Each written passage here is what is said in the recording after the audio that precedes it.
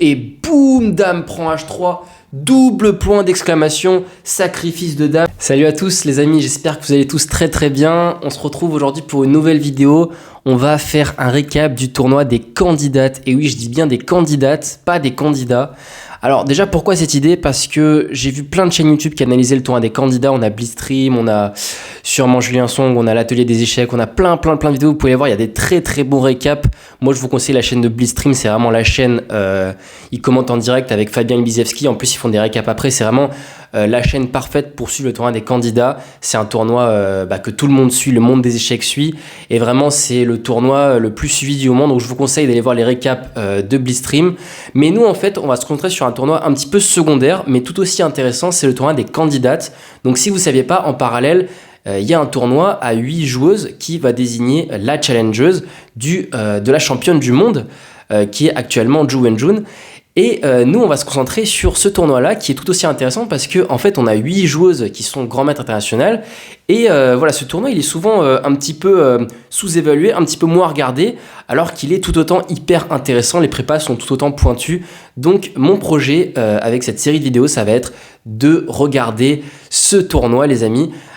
Et voilà, petit bonus pour un petit peu pimenter ces analyses, je vais essayer, alors je vous promets pas qu'à chaque fois je vais y arriver, mais je vais essayer pour un maximum de rondes d'inviter une joueuse, oui bien pas un joueur, une joueuse professionnelle française, voilà, donc ça va vous permettre à la fois de découvrir de nouvelles joueuses et aussi de m'accompagner tout au long de mes analyses pour que je ne sois pas tout seul. Donc pour vous présenter ce magnifique tournoi, il y en a qui je pense ne connaissent pas ce tournoi et tout le monde ne connaît pas, c'est normal. En fait c'est un tournoi à 8 joueuses qui va déterminer laquelle va aller affronter la championne du monde en titre qui est Ju Wenjun, la joueuse chinoise. Dans ces 8 joueuses, on a donc Alexandra Goryachkina qui est la joueuse russe, qui est une vraiment des meilleures joueuses mondiales depuis plusieurs années. C'est une des favorites du tournoi, clairement on va pas se mentir. Ensuite, on a Katerina Nagno, également joueuse russe, qui est très solide, très technique, vraiment également favorite du tournoi. Ensuite, on a Vaishali Ramesh Babu, donc qui est bel et bien la grande sœur de Praggnanandhaa, qui joue lui-même le tournoi des candidats chez les mixtes. Donc imaginez, vous avez un frère et une sœur dans les deux tournois différents. Imaginez la fierté vraiment des parents, c'est vraiment incroyable. Je crois que c'est une des rares fois aux échecs où il y a le frère dans un candidat et la sœur dans les candidates. Donc c'est vraiment exceptionnel. Ensuite, on a la grand maître Tang Xiongyi qui est l'ancienne championne du monde en 2017, donc qui est vraiment aussi une très forte joueuse, très forte grand maître chinoise. Nous avons ensuite Bibisara Asobayeva qui est la double championne du monde de Blitz, donc vraiment spécialiste des cadences Blitz et rapides, qui est très dangereuse aussi pour les candidats. Ensuite, comment oublier la joueuse Zhu Jiner qui est, je pense, la favorite en fait du tournoi. En tout cas, c'est elle qui a le meilleur classement Elo Feed. Donc encore une fois, joueuse chinoise qui est vraiment la favorite. Voilà, qui est... C'est pas ma favorite perso, mais je pense que c'est celle qui a objectivement le plus de chances de remporter ces candidats. Et on a la jeune grand maître Divya Deshmukh, joueuse indienne cette fois-ci, qui vient de passer grand maître, je crois, l'année dernière, et qui est vraiment hyper prometteuse, qui est passée de 2400 à 2500 en un temps record. Vraiment, c'est la star mondiale. Je pense que c'est celle que le public a envie de voir gagner ces candidats. C'est vraiment la star mondiale indienne. Et la dernière joueuse qui a été repêchée en dernier recours, c'est Anna Muzychuk, la joueuse ukrainienne qui a remplacé Humpy Koneru, malheureusement, qui a dû déclarer forfait pour ses candidats à cause de la situation géopolitique. Voilà, le tournoi des candidats qui est joué dans un endroit, je crois, peut-être un peu dangereux à cause de la guerre, tout ça. Donc, c'est pour ça que Anna Muzychuk a pris la place, donc grand maître également, et très forte joueuse, comme toutes les joueuses. Et voilà pour la présentation de nos 8 joueuses. Et donc les amis, on est parti pour la ronde 1 du tournoi des candidates. Donc le tournoi a démarré en même temps que le tournoi mixte. Donc c'est parti et on a ici un affrontement déjà très intéressant. Les deux joueuses chinoises qui sont quasiment les deux favorites du tournoi, Zhu Jiner et Tang Xiongyi, les deux joueuses chinoises. Et on va voir que ça va être vraiment un affrontement des plus palpitants. Vous allez voir vraiment des sacrifices de pièces de partout. Sans plus tarder, on va se lancer dans la partie. Donc ici, Zhu Jiner qui a les blancs et qui ouvre par E4, E5, cavalier F3, cavalier C6, Fou C4, donc l'ouverture italienne, moi que j'adore jouer également avec les blancs. Donc j'étais hyper curieux de savoir où est-ce que ça allait nous mener. Cavalier F6, contre-attaque sur le pion E4. D3, on défend simplement. Et Fou E7, qui est une petite variante. Voilà, on sait que le grand coup, c'est plutôt Fou C5. Mais là, Tanzongyi qui choisit Fou E7, un petit coup pour essayer de surprendre son adversaire. Donc les blancs jouent petit roc, la ligne principale. Petit roc, cavalier C3 finit le développement.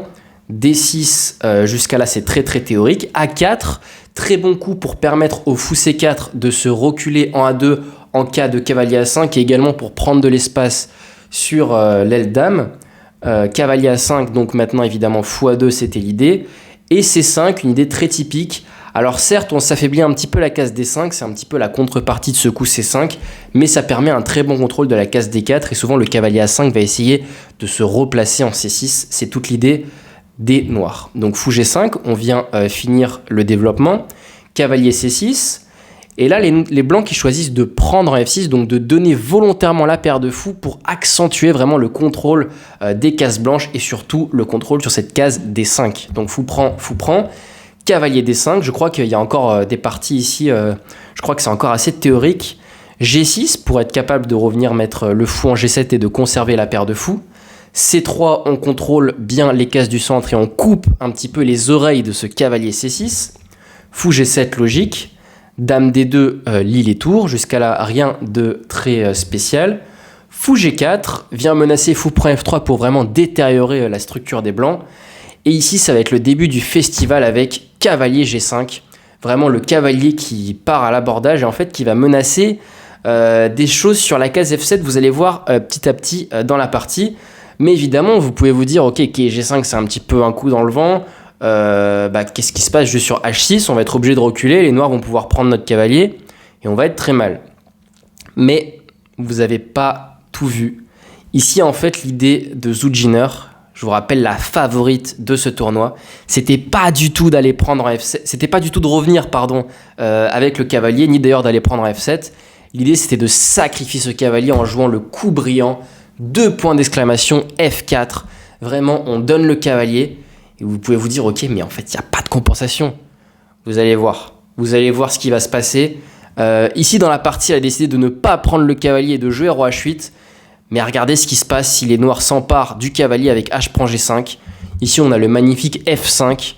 On continue à prendre de l'espace à l'aile roi. Et regardez ce fou G4, il a absolument plus de cases. Il ne peut plus revenir. On va réussir à regagner notre pièce. Mais surtout avec d'énormes intérêts parce qu'on a ouvert tout le roc des noirs. Je vous ai analysé une petite variante illustrative. Par exemple, si les noirs jouent G prend F5, E prend F5, fou F6 pour un petit peu essayer de bloquer l'avancée F6 physiquement par le fou. Ici, on peut jouer tour à E1 et après roi G7, tour E4.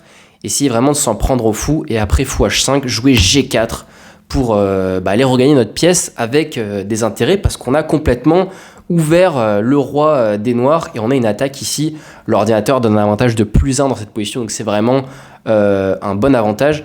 Donc ici, prendre la pièce c'était trop dangereux. Donc Tanzongyi qui a bien joué, qui a joué roi H8, qui refuse le sacrifice. Cavalier E3 pour venir attaquer ce fou. Et maintenant, après H prend G5, on reprend pas directement le fou, mais on joue F5. C'était toute l'idée vraiment de ce sacrifice. Pion prend F5, pion prend F5. Donc ici, les blancs sont super bien. Fou H5, G4. On va récupérer la pièce avec des intérêts. E4, très bien joué de la part de Tang qui essaye de ramener son cavalier sur la case E5 pour venir faire des menaces autour du roi blanc. Pion prend E4, cavalier E5. Et voilà, et c'est là le moment très important de la partie. Malheureusement, Zujiner va rater un moyen de prendre un énorme avantage. En fait, elle a eu peur et elle a joué simplement le modeste H3 pour défendre le pion et se dire je vais regagner le fou à long terme et ok, je vais avoir un petit avantage. En fait, ici, il y avait une manière hyper forte en fait de prendre l'avantage. C'était tout simplement de manger le fou, en fait, de jouer G prend H5. Et après G4 qui était toute l'idée, et c'est ce dont a eu peur Tanzongyi pendant c'est ce dont a eu peur Zujiner pendant la partie. En fait, on avait le très très fort cavalier D5. On va sacrifier la qualité. Ici, après roi H7, on aurait F6 vraiment dévastateur avec un gros avantage. Donc, vous pouvez vous demander Qu'est-ce qui se passe sur cavalier F3? Et ben en fait, au lieu de roi H7, si on joue cavalier F3, il a tout simplement tour prend F3 et après G prend F3. On a le magnifique F6 qui est gagnant parce que regardez, le fou est enfermé et sur fou prend F6 évidemment, on a dame H6 échec, roi G8 et cavalier prend F6 qui force dame prend F6 et les blancs seraient complètement gagnants. Donc malheureusement, Zhu Jina a raté cette opportunité et finalement, elle a fini par jouer H3. Et je vais pas trop vous faire de suspense. La partie s'est dirigée vers une nulle à cause des fous de couleur opposée. Je vais vous montrer rapidement la fin de la partie. Donc après F prend G6, les blancs ont récupéré leurs pièces. Roi G2, dame D7, cavalier C4, tour F4, échange des tours. Cavalier prend E5, F prend E5, dame G5, dame prend E4. Ici, les dames se sont échangées sur la case F2. Et ici, malheureusement, après tour C8, fou B1, tour E2, tour prend E5. On peut se dire que les blancs ont un semblant d'initiative, mais fou de couleur opposée en général, ça favorise très souvent la nulle. Alors ça n'a pas été le cas dans le tournoi des candidats chez les mixtes. Vous allez voir que si vous avez suivi, il y a des fous de couleur opposée qui ont gagné de part et d'autre. Mais là, cette partie, après tour D8, fou A2, tour D1, tour D2, roi E1, tour prend B2, fou prend C4. Roi F6 et là les deux joueuses se sont accordées le partage des points. Quelle partie incroyable pour ouvrir vraiment le bal de ces candidates. C'était vraiment une partie à plein de rebondissements. On voit, je vous remontre le moment vraiment important de la partie. C'était ce coup de F4, vraiment sacrifice de pièces avec l'idée d'aller démolir le roc avec F5. J'ai vraiment adoré cette partie. C'est pour ça que je voulais vous la montrer. J'espère que vous avez apprécié cette partie. On passe tout de suite à la ronde 2 parce que malheureusement j'ai pas eu le temps de tourner la ronde 1 juste après, donc je vais tourner les deux rondes en même temps sur cette vidéo. Pour vous faire un petit point classement, je vous montre, ça s'affiche à l'écran. Vous allez avoir 4 matchs nuls, donc vraiment début très solide. Voilà, il y a eu 3 autres matchs nuls chez les autres filles. Donc tout le monde est lancé, hein, vu que personne n'a pris d'avance. Donc il y a eu 4 matchs nuls, c'est comme si le classement n'a pas bougé en fait. Et on est tout de suite parti pour la ronde 2. Et on est parti les amis pour la ronde 2. Donc pour cette ronde, j'ai décidé de vous analyser la partie duel des Indiens. Donc entre Divya Deshmukh et Vaishali Ramesh Babu. Donc vraiment Divya Deshmukh qui est ma favorite du tournoi. J'espère vraiment qu'elle va gagner ce tournoi des candidats parce que c'est vraiment la star montante des échecs féminins mondiaux. Et elle est opposée à sa rivale, Ramesh Babu, qui est également une très jeune joueuse indienne très prometteuse, qui a également monté très vite ces dernières années, donc qui est la sœur de Pragda Handa, que vous connaissez dans le tournoi mixte. Donc cette partie, je vous rappelle vraiment l'enjeu, toutes les joueuses sont à un demi-point chacune, donc vraiment toutes celles qui vont gagner cette ronde 2 vont être en tête, donc vraiment il y a un super gros enjeu. C'est parti, Divya qui a les blancs et qui ouvre par C4, donc c'est pas son habitude, Divya on sait que c'est une joueuse de E4, une joueuse très agressive et elle essaie de surprendre vraiment sa compatriote indienne pour vraiment lui sortir de sa théorie. Donc E6 joué par Vaishali, cavalier C3, D5 et D4, on retranspose dans un gambit dame, on ne peut plus classique. H6, alors vous pouvez vous dire que c'est un peu bizarre de bouger le pion du bord, mais en fait c'est pour éviter tous les cloages à la base de fou G5. Et j'ai envie de dire qu'on va passer l'ouverture assez rapidement parce que j'ai envie de vous emmener à un moment vraiment très crucial de cette partie. Cette partie, après C prend, E prend, fou F4, C6, E3, va suivre un cours assez stratégique. Donc les noirs se développent avec fou D6, un échange de fou, fou D3, cavalier E7, dame C2, petit roc. Donc chaque joueur développe son camp de manière vraiment naturelle. Cavalier F3, cavalier D7, petit roc, cavalier F6, le cavalier qui se replace proche du roi. H3 empêche tous les fous G4. G6, très intéressant pour venir placer notre fou en F5. Notre fou qui est le mauvais fou, on veut l'échanger. Tour B1, A5 empêche B4.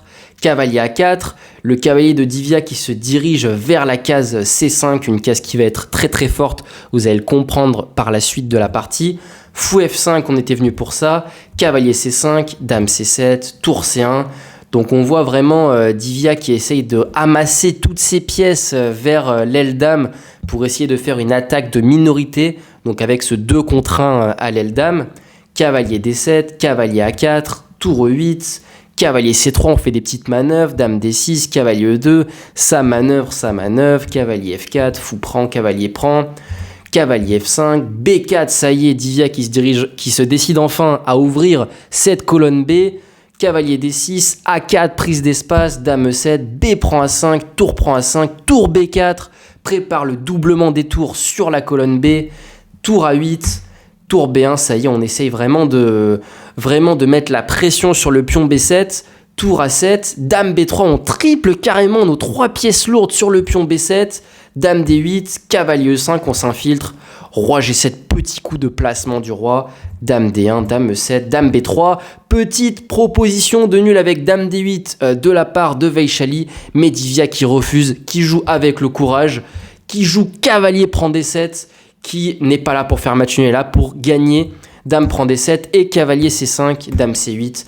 dame F3, un petit coup par là, la dame qui se replace de l'autre côté de l'échiquier, cavalier E4, et là, c'est le moment crucial, je voulais vraiment vous amener à ce moment de la partie, Divya qui va jouer un coup magnifique, qui va jouer ici le coup tour prend B7, 2 points d'exclamation. Et vous pouvez vous dire, c'est bizarre tour prend B7 parce que peut-être que ça va perdre du matériel. Après tour prend B7 et cavalier prend C5. On se dit que sur pion prend, il y aura dame prend B7, mais évidemment, ce qu'avait vu Divya et ce qui n'est pas très très dur à voir, surtout le niveau de mes viewers, vous avez tous un très bon niveau. Donc vous avez vu qu'il y a mat en 2 après dame prend F7, roi H8 et dame G7 échec et mat. Donc ça, pour une joueuse du calibre de Divya, c'était pas très dur. Donc tour prend B7, Vaishali qui essaye de se défendre, elle joue cavalier G5. Et c'est malin ce qu'elle fait Vaishali, parce qu'en fait ce qu'elle fait, c'est qu'elle attaque la dame et qu'elle a aussi une autre menace cachée, c'est de faire tour prend C5 et après pion prend C5, dame prend B7, gagner un cavalier. Et là vraiment je vous laisse mettre sur pause la vidéo les amis. Ici Divya qui a manqué le coup gagnant, je vous dis bien gagnant, hein, pas avantage, coup gagnant ici pour les blancs. Ici, elle s'est trompée. Alors, si vous avez enlevé la pause, vous allez tout de suite découvrir le coup gagnant. Ici, Divya a joué dame G3, qui est une énorme erreur, qui va permettre à Vaishali de s'en sortir avec une magnifique variante tactique. Vous allez voir juste après. Ici, le coup gagnant, c'était dame G4. Dame G4, 2 points d'exclamation. Et ici, les noirs sont foutus. Alors, je vous explique, tout simplement. 2 choix. Soit on fait dame prend G4, soit on bouge la dame, parce que notre dame est attaquée. Donc le plus simple à comprendre, c'est dame prend G4, ça perd tout de suite. Parce qu'après H prend G4, ici, les blancs ont tout simplement un pion de plus et les noirs ont que des faiblesses. Par exemple, je vous ai mis 2 variantes illustratives. Sur cavalier E4, on peut simplement faire cavalier prend, pion prend. Tour B4, on protège la tour. On vient se mettre en C4 sur la très bonne case. Les noirs ont cette faiblesse en C6. Et après G5, on va jouer F3. Pion prend. On a un gros pion de plus dans cette finale. On va monter le roi. Et cette finale est techniquement gagnante. Donc cavalier E4, ça va pas du tout. Donc ici, on pourrait essayer tour A8, hein, simplement pour attendre. Mais ici, après tour B6, il y a énorme avantage pour les blancs. Vous pourrez vérifier à l'aide de l'ordinateur, mais c'est vraiment un gain. Après le pion C6 qui est faible, le pion A qui est passé, c'est vraiment trop fort. Donc ici, c'est pas possible de jouer comme ça pour les noirs. Donc on pourrait se dire, ok, sur dame G4, je fais simplement dame D8. Je m'enlève de l'échange et tout va bien.